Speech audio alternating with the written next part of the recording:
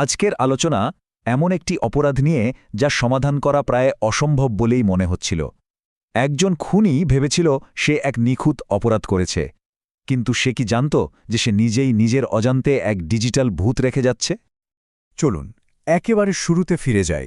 সময়টা ২০১৭ সালের নভেম্বর মাস। মুন্সিগঞ্জের একটি মাঠে একটি লাশ পাওয়া যায়, আর সেখান থেকেই শুরু হয় এক জটিল আর রহস্যময় তদন্তের। ভাবুন তো একবার, ঘটনাস্থলে কোনো সাক্ষী নেই, ফরেন্সিক যাঁচের মতো কোনো ক্লু নেই, আর সন্দেহ করার মতোও কেউ নেই। পুলিশের জন্য এটা তো একটা বিশাল বড় চ্যালেঞ্জ ছিল। এখানেই গল্পের আসল মোড়।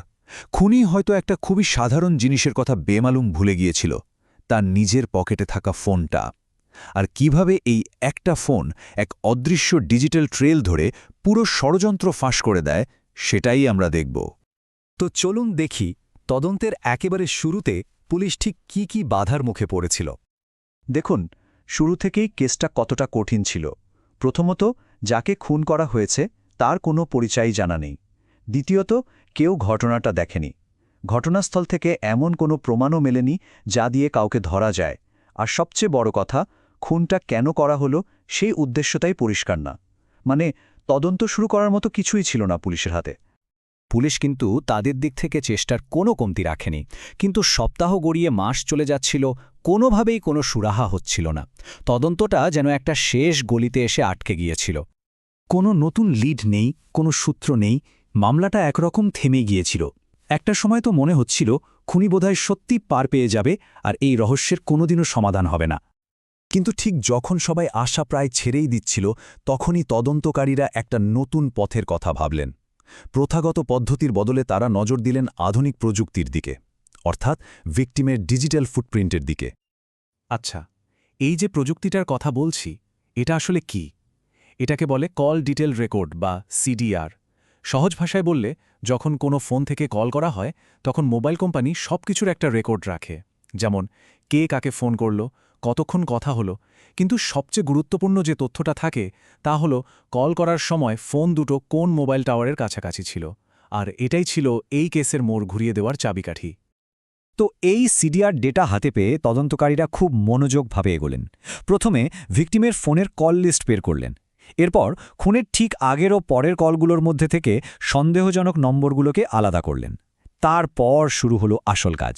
ওই নম্বরগুলোর লোকেশন চেক করা হলো, আর তা করতে গিয়েই বেরিয়ে এলো এক অবাক করা তথ্য।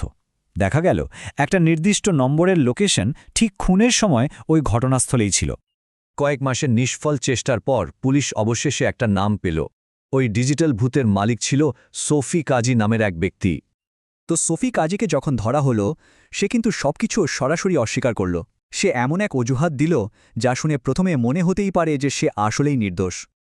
এখানেই দেখুন আসল লড়াইটা। একদিকে সোফি কাজীর গল্প, আর অন্যদিকে অকাট্য ডিজিটাল প্রমাণ। কাজী বলল, আমি তো তখন চিকিৎসার জন্য ভারতে ছিলাম, কিন্তু ডেটা বলছে আপনার ফোন তো তখন বাংলাদেশের ঠিক অপরাধের জায়গায় ছিল। কাজী তার পাসপোর্টের প্রমাণ দেখালো, কিন্তু ফোনের ডেটা তার আসল শারীরিক অবস্থানটা দেখিয়ে দিল। এখানেই এসে তার সব চালাকি ধরা পড়ে গেল। তাহলে প্রশ্ন হল, খুনটা কেন করা হয়েছিল?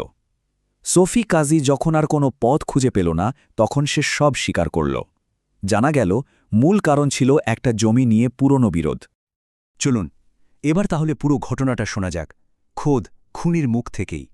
কিভাবে সে সবটা পরিকল্পনা করেছিল, আর কিভাবে একটা ফোন কল তার সব পরিকল্পনা ভেস্তে দিল। ব্যাপারটা ছিল এক কথায় অবিশ্বাস্য।